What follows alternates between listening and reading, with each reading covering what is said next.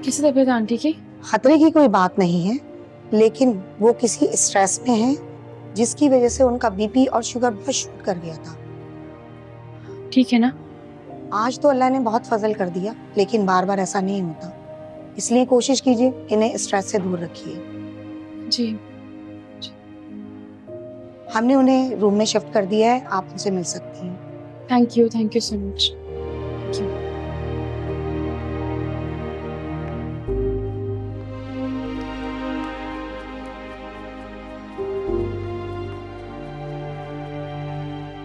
उसकी जरूरत कैसे हुई कि मेरे घर आके मुझे धमकी दे, थ्रेट करे मुझे? देखिए, एक बार मैं खामोश हो गया, बार बार बर्दाश्त नहीं करूंगा। करना क्या, आप उसको फौरी अरेस्ट करें, और अगर आप नहीं कर सकते तो मुझे बता दीजिए, मैं दोबारा डीआईजी साहब से बात कर लेता हूं। ओके, मैं वेट कर रहा हूं आपकी कॉल का। ये लड़का तो बिल्कुल पागल हो चुका है। मसूद, कुछ कीजिए खुदा के लिए, वरना ये तो वाकई मेरी बेटियों को नुकसान पहुंचा सकता है। मैं क्या कर रहा हूं, मैं उसका भी बंदोबस्त, लेकिन प्लीज तुम सारा और अमर से इस बात का जिक्र मत करना, वो ऑलरेडी स्ट्रेस्ड है। मेरे ख्याल से मुनासिब यही है कि सारा को अमर के साथ भेज दो, और तुम दोनों ये जो जिद है ना तुम्हारी, इसको खत्म करो। भाई सारा यहाँ रहेगी तो स्ट्रेस में रहेगी। वो तो ठीक है जमाल, लेकिन ऐसा ना हो कि वहाँ दीबा मेरी बेटी को टेंशन देना शुरू कर दे। क्या हो गया, दीबा बहन है मेरी, सच्चाई का, हकीकत का पता लगेगा तो उसका मूड भी बदल जाएगा। बस कर दिया करो। तुम ऐसा करो कि सारा को अमर के साथ भेज दो बस।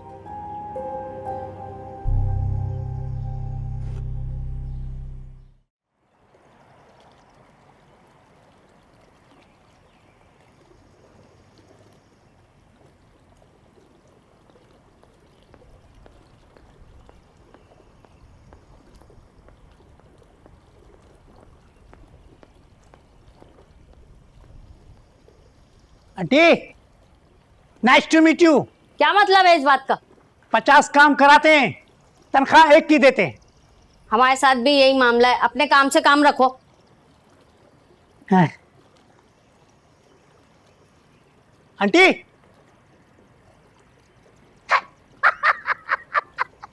डर गई।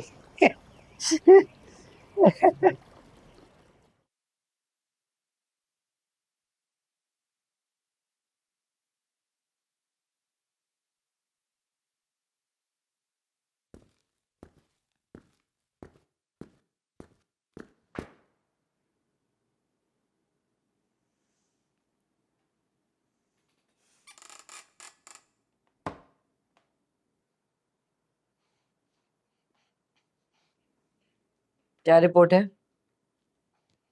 मैम, मैंने बहुत मेहनत की है इस केस पर। अच्छा, तो फिर तुम एक काम करो, तुम मेरी कुर्सी पे आ जाओ, बैठोगे? Sorry ma'am. रिपोर्ट दीजिए। जी मैम। मैम, तो जो सबसे ज़्यादा कॉल्स जिन नंबर पे हुई हैं वो 3 नंबर हैं। एक तो उसके घर के लैंडलाइन का नंबर है, दूसरा उसके भाई साइम का नंबर, आखिरी नंबर जिस पे सबसे ज़्यादा कॉल्स हुई हैं, जिसकी ड्यूरेशन सबसे ज़्यादा कॉल्स की हैं, वो एक आदमी का नंबर है। क्या नाम है आदमी का? मैम एक मिनट, हम रमज़ान नाम है उसका, और वो यूनिवर्सिटी के अंदर चाय का स्टॉल लगाता है और सिमें बेचता है।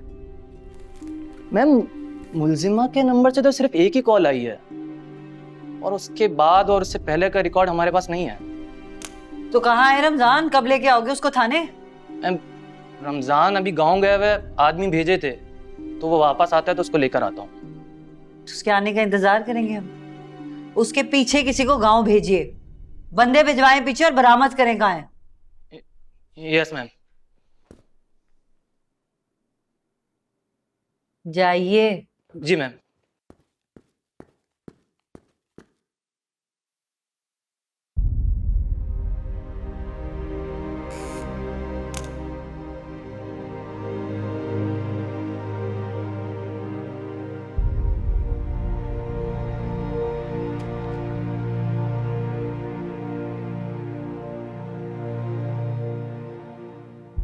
हुआ क्या है? व्हाट शी से?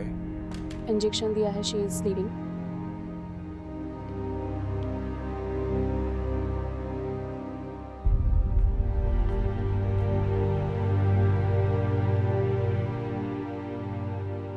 सजा दिलाया उस लड़की को।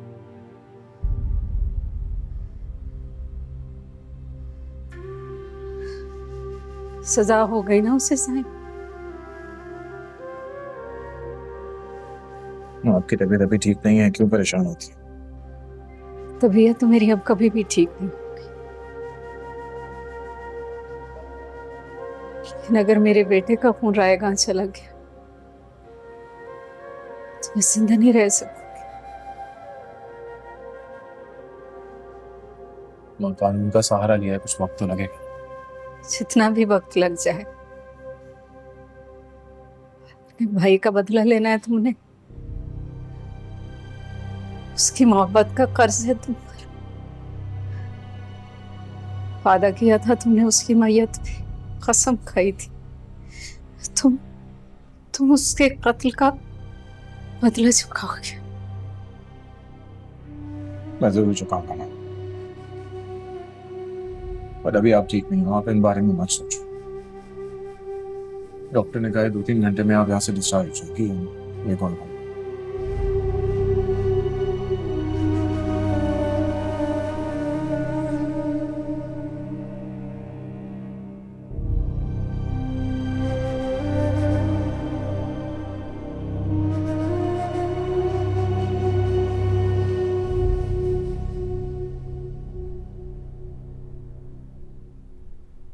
आपको लगता है मुझे अहमद के साथ उसके घर जाना चाहिए? अरे बेटा, ये अहमद की ख्वाहिश है, हम मना थोड़ी कर सकते।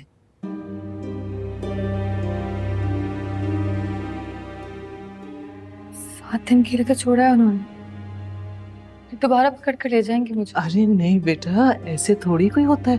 वो तो कोई मिसअंडरस्टैंडिंग हो गई थी। और फिर अहमद तुम्हारे साथ होगा, तुम्हारा ख्याल रखेगा। मत सोचो ऐसी बातें, कुछ नहीं होगा।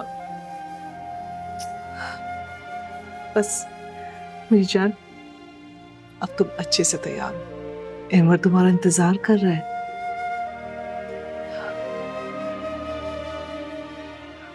जाओ मेरी जान, शाबाश, कम, गुड गर्ल।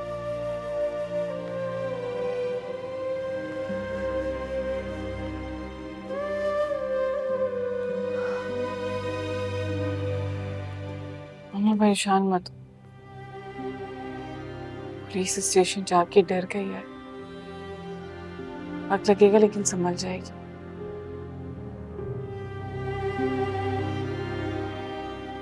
एक ही दिन में क्या से क्या हो गया। सारा ऐसी तो नहीं थी। मम्मा, दुनिया की किसी भी लड़की के साथ ऐसा कुछ भी होगा वो बदल ही जाएगी। और मुझे यकीन है कि अमर भाई का साथ सारा को संभाल लेगा। आप रिलैक्स हो जाइए। इंशाल्लाह। हमारा बेटा, तुम ऐसा करो, सारा के पास जाओ, उसे अच्छे से तैयार करो। कम से कम दुल्हन तो लगे वो। जाओ मेरा बच्चा, प्लीज। आप फिक्र मत करें। Thank you.